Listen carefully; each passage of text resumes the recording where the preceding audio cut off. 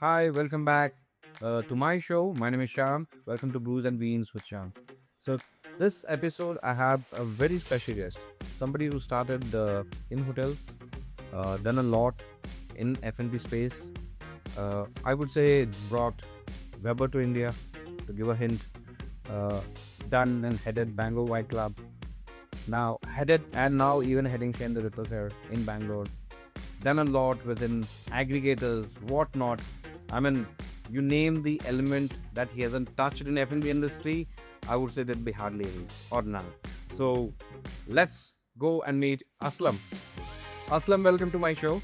How do you feel to be here? Hey Shyam, it's great. I think first of all, thank you for getting me here. I have seen some of your episodes and I was really excited when you told me that we should do one episode together, and here we are, and I'm really looking forward to this engaging conversation with you. No, thanks to you. I mean, I know I've hardly seen you in Bangalore in the last 6 months. Yeah, every time I see you, either you're traveling or you're on Instagram doing some F&B seminar or going to some F&B awards or doing a new restaurant launch. So, good that you're here and we could catch you. Yeah, as you know, you kind of briefly introduced me about my work. So, I've been pretty much invested in the whole hospitality and the food and beverage space for decades now. Started my career with the Oberoi Hotels, like you rightly said. I moved on to work with RCI, which was an American vacation ownership company. Then I worked with Weber, the barbecue grill company from Chicago. Then I joined Dine Out, which eventually was acquired by Swiggy. Yeah. But parallelly, I've also been actually found my voice in doing writing. And actually, while I wrote for a couple of newspapers in the past on food and beverage, but it just turned out that that's become a very big part of my life now, where Right. I become a independent contributor to multiple publications, digital and print. And of course, I wear many hats in terms of also being on food juries. Yeah. And of course, the Chaîne the Rôtisseurs tops the chart in terms of a lovely not-for-profit organization from France, which has a very active chapter in India, in Bangalore. And I'm on the board along with a couple of other board members. And I must say that I quite look forward to curating F&B experiences for our members every couple of months. And we have some exciting things lined up in the future. We've done some amazing work in the past as well. Yeah. No, I mean, I've witnessed a lot. Yeah. What's the earliest food memory you had in this journey? So very often one would just like rewind back to restaurants, but really speaking, when I was growing up, my memories go back to dining at home, and it wasn't kind of a spectacle. It was our usual normal food that we were eating. Yeah. But I must say that my mom and dad, they come from varied backgrounds from Rajasthan and Punjab, and the food at home was very hearty, and I just loved the smell, the sound of food cooking. I think in the good old days, our life centered around food, where when we were eating breakfast, they were discussing lunch, and we were eating lunch, discussing tea and dinner. So I think the smell of that food cooking, the preparation, the discussion around it is what I remember vividly. So when I fast forward that to my time now, or in the last some years, when I'm thinking of food in restaurants, Yeah. It takes me back to thinking some of those memories which come back, True. and I think that's the grounding base for me is home. I would like to ask second question. Was there a moment you realized food will become your career? I know you worked in the hotel, and you will get into food space so in detail. At certain point of time of your career, have you ever thought that food will be viewed, your entire career will revolve around the food, and you will go to a level of heading a jury, Yeah, doing these kind of large conventions or conferences for Rhode Island. You've been the jury even at Spirits Award. Yeah, Booze and Spirits. Yeah. So had you ever thought that it will take you to that peak? To be honest, I wish there was a Hollywood Bollywood movie answer to this, but but there isn't. No, it wasn't really something I ever imagined. Right. I think what happened. It became food became part of my journey because what happened was that I thankfully had my jobs at the Oberoi Hotel. Let's take that as an example, where I mean it is the best address in town as far as the hospitality goes, both from a room and food and beverage point of view. And I recollect when I joined the Oberoi Hotels in Bombay, it was a numero uno restaurant cuisine specific destinations in that hotel. So you wanted to have classic French food, we had it. You wanted Polynesian food, we had it. You wanted to eat something which is Northwest Frontier, we had it. And mind you, there were those times when I joined the Oberoi Hotel for the first time, we really didn't have the array of standalone restaurants that we have today. Yeah. So there was very little to see outside.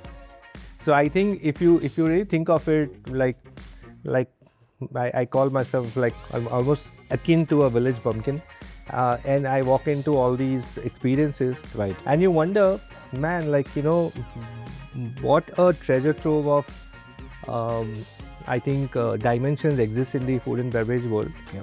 And one specific incident I still recollect, which opened my eyes a lot to what would ensue in my life later, is at this restaurant called Cafe Royal, which was a classic French cuisine restaurant. I was given the wine menu. When I took it, and I had no clue much about wines, to be honest. The closest wine I knew was the Goan port wine, the 10 rupee packet, that too. And here was a menu of only Bordeaux wines. Wow. I mean, I'm saying so confidently now, but that day it was not the case. And when I opened it, and I was reading what was written there, and I was saying, man, like this is not even France, it's one part of France, where there are like the zillion Grand Cru wines. There are actually The first Premier Cru. Yeah, all those things that were there.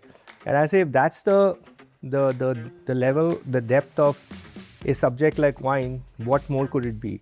So we had a very fabulous training manager, Mr. Arunesh Meyer.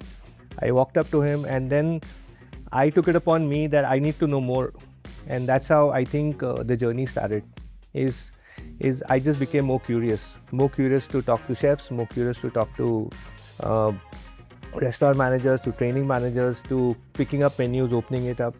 And then I think by some destiny, my future jobs also allowed me to travel, and that again exposed me to the world. And there was no looking back. Great. Yeah. So you often, whenever you dine out, So is there a moment that you actually dine out without really analyzing the F&B aspect of the entire environment or atmosphere? To be honest, I think one's antennas are always up.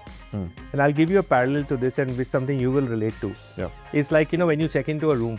Correct. I think I can tell you without knowing, haven't discussed this before. When you walk into a room, you always look around. Yes. You look at the edges. Yeah. You look at the table setting, and you say, man, like I wish it was like this, or this is a little rough. Yeah. You cannot. Even if you were there on a holiday, you still think like that. It just gets in. It's just in your second skin to you. So the same thing happens to me, where when you sit at a restaurant, and you can fairly instantly, quickly decode what's coming. Yeah. The overall experience. The way the welcome happens, and I tell you, it's the most important part in any restaurant. Then the way the serving team comes and greets you and presents the menu, then what the chef sends you to the table, and so on and so forth. So I feel that your antennas are always up,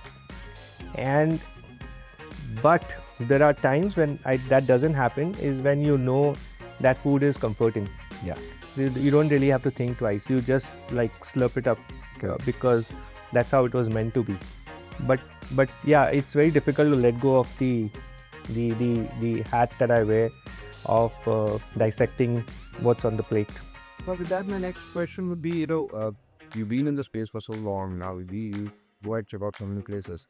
how has especially Instagram has changed the way food is perceived or experienced?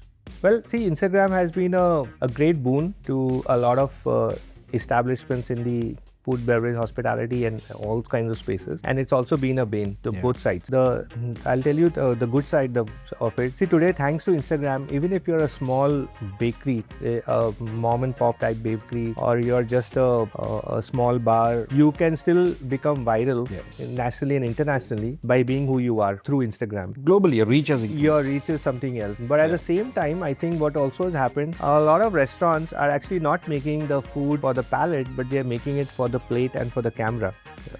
So that's where the gap lies, I think.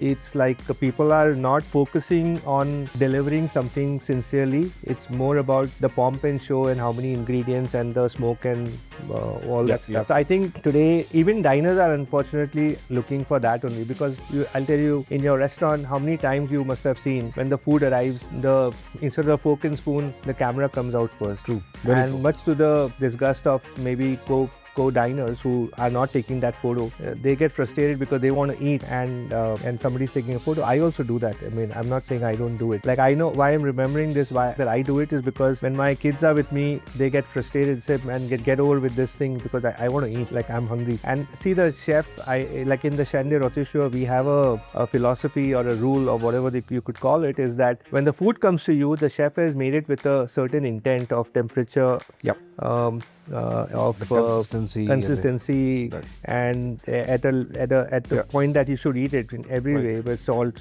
and whatever else that has to go into it. So it is the respect to the chef as well, that when the food comes to the table, you need to have it the way it was supposed to be. But then that doesn't happen at all now. Probably that's why there are no salt and peppers on the table. Yeah, in the Chaîne we don't have that. But on normal days where people are dining in regular restaurants, thanks to Instagram and social media, I think everybody is more focused on the photo and the plate than the palate. That's what is happening. One trend that you feel is overrated in food business? I think it's about this whole thing called, there used to be a word called molecular gastronomy, which I think went a little hyped up. Which people, there were some serious chefs who really did chemistry around that whole food. There was science behind how they were making the food, but a lot of people just plucked that idea to put it onto their menus. And then what happened was something I was saying earlier, is there was all this smoke and fire and flowers and gadgets that came with the food, and I just felt that it was too hyped up, and I personally feel it's also unhygienic, because there are a lot of things that are used as props that are, I think, not clean. So it's natural, it's not natural. So I think it's hyped up. Thankfully, it's slowed down. It's not like it's gone, but it has slowed down a fair bit, like where people are not doing that. I think there should be some sincerity about how you present your food. It can be complex, it can be artistic, it can be creative, but it doesn't have to be unnecessarily decorated, which doesn't require it to be. It has to be sincere. True, very true. Very true. What are new trends that you see coming in 2026 for us to all? So I think, see, one of the things that I think is becoming very important is, if you look at what's happened in the last 1 year, especially, I mean, COVID is long gone, but even post-COVID, is I think there's a lot of focus on regional ingredients and regional food. One thing that's we are actually, especially in India, I can see that, like, a lot of chefs are actually unearthing recipes that are so lost. Like, typically, like if you look at Kerala cuisine or Rajasthan cuisine or Punjabi cuisine, the usual one. Punjabi means butter chicken and Kerala means appam stew and whatever. But now it's not that. If you look at what chefs are doing, is going below the surface into villages and going to homes and discovering ingredients, dishes that are not what is on the surface, what we know of it. It's a lot more than that. I mean, South India has so much to offer, and so much all across India and even globally, if you look at that. So I feel that, I like the word regional. Everywhere they use hyper local.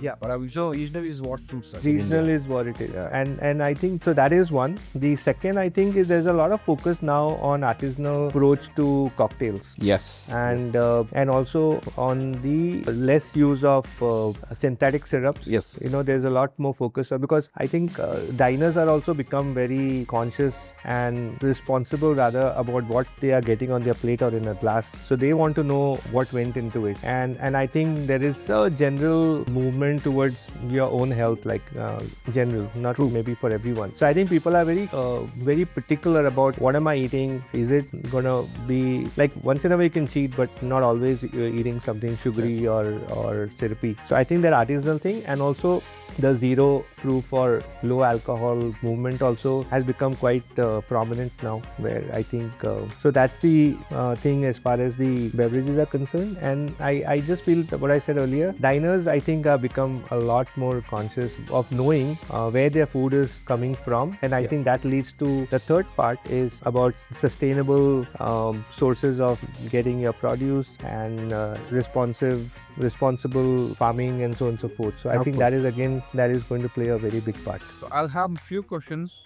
I got some which are very quick and rapid fire. According to you, food is technique or emotion? So food, it's a good question. So food starts with technique, but it becomes an emotion. It's and in the plate when you actually have it. So but if there is no technique, you will not get a great meal out. So but to be honest with you, one thing that we all forget is that food is science, and it's not, well, you know, we know our mom and grandmoms use some andaza food cooking, but there is a method in the madness. Yeah.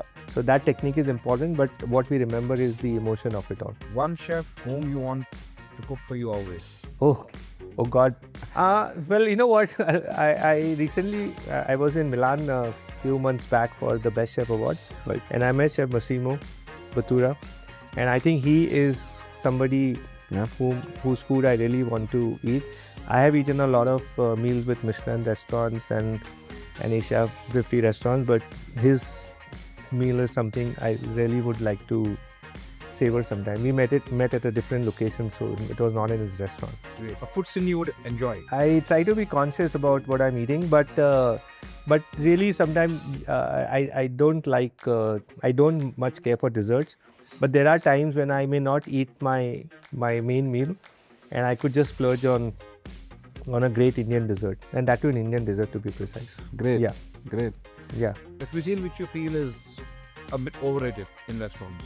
See, I think there is no particular cuisine which is overrated, but I think interpretation of the global cuisine, which can sometimes be a challenge, and I think that word takes me to a word like multi-cuisine. Right. And I just feel that any restaurant that traverses this whole spectrum of Chinese, continental, and maybe Indian and this and that, I really don't have any focus on one particular food. So when I walk into a restaurant and I open a menu and I see all that going on, I'm really wondering what is the restaurant and the chef's specialty.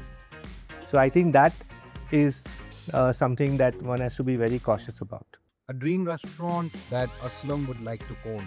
I must say that I doff my hat to restaurateurs, hoteliers who are running the show. Right. I tell you, it takes nerves of steel to run a restaurant. And I've been asked this question, why I didn't get into restauranting. And I can tell you that it's one of the most, from the outside, to me, it appears like one of the most difficult business to deal with, because you're working against almost every odd in the business, whether it's the authorities, it's people, it's this or it's that.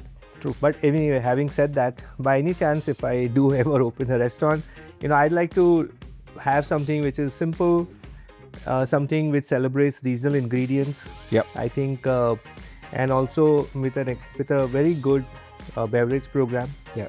And I think, but at the heart of it all, it has to be warm and unpretentious hospitality. Yeah, that's what we all look for. Yeah, which is, I think, that's the simplest way of, being satisfied yourself and winning over maybe a diner or a guest. One last question before we call the show. Take a message for the viewers, especially the F&B professionals who are coming down. From you, what would be a message that the upcoming F&B professionals in the industry? I think philosophy of this business that we must all remember, whether it's a newcomer to the business, people who are already in it, and for people like us, is that this business is about people. I think that's the underlying principle. But I think to every restaurateur, to every chef, to every beverage professional out there, I just want to say that, be curious, keep your mind open. Yeah. travel well, taste widely, explore the things that are around you, because I feel that all this collectively makes you a world traveler, a global traveler, and also helps you in what you're doing. And I can say this totally from my personal experience too, that I feel that if I did not do all these things which I just said that you should do, I wouldn't be where I am. And that's my I think biggest take for anyone and everyone, that be yourself and explore. Thank you. Thanks, Aslam, for coming on the show. But before we leave, we got a hamper from Lavaza and Doubletree. Oh, really? Give it to you. Nice. Thank you. Thank you. Thank you very much. I really enjoyed being here, Shyam. You were a great host, and I'm looking forward to seeing this episode. Yes. And thanks for having me over. Thanks so much. Thanks for taking time.